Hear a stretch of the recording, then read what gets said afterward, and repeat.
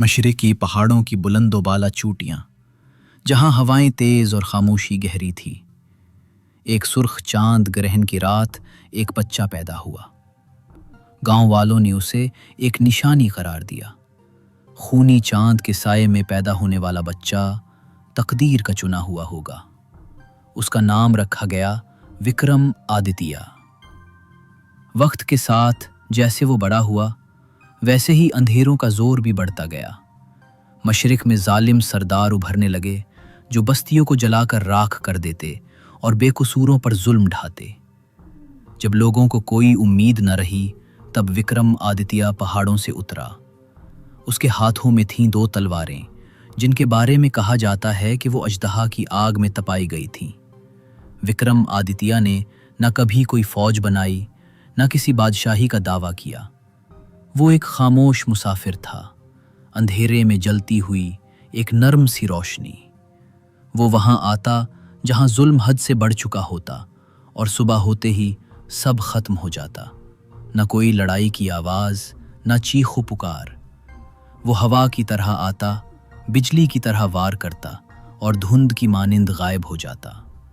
اس کا کوئی جھنڈا نہ تھا، نہ کوئی تخت، لیکن اس کا نشان جو ایک تلوار اور پنکھ کو ملاتا تھا، بچوں نے درختوں پر کندھا کرنا شروع کر دیا۔ وہ ان کے لیے حوصلے کی علامت بن گیا، اور ظالموں کے لیے خطرے کی گھنٹی۔ اس کی آنکھوں میں آگ تھی، انصاف کی آگ۔ کہا جاتا ہے کہ اس نے ایک بار طوفانی دیو کا سامنا کیا اور اسے صرف ایک سرگوشی سے خاموش کر دیا۔ ایک اور داستان ہے کہ اس نے ڈاکوؤں کی ایک فوج کا سامنا کیا اور اپنی تلوار تک نہ نکالی۔ اس کی موجودگی نے ہی ان کے حوصلے پست کر دیے۔ اس کی طاقت صرف تلوار میں نہیں تھی، بلکہ اس کی خاموشی میں تھی۔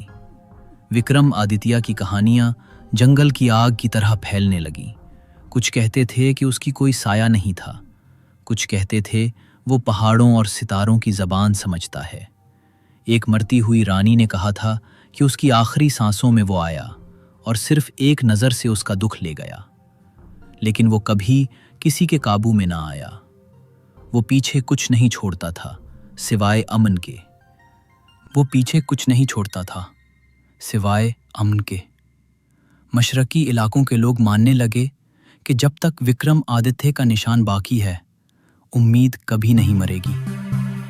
وہ اب ایک انسان نہیں رہا، وہ ایک داستان بن چکا ہے، ایک محافظ، ایک ایسی خاموش شعلہ جو ان سب کے دلوں میں جلتی ہے جو بہتر دنیا کا خواب دیکھتے ہیں۔ آج بھی کچھ مسافر دعویٰ کرتے ہیں کہ انہوں نے دھند میں ایک بلند قامت شخص کو دیکھا، کمر پر 2 تلواریں اور آنکھوں میں روشنی۔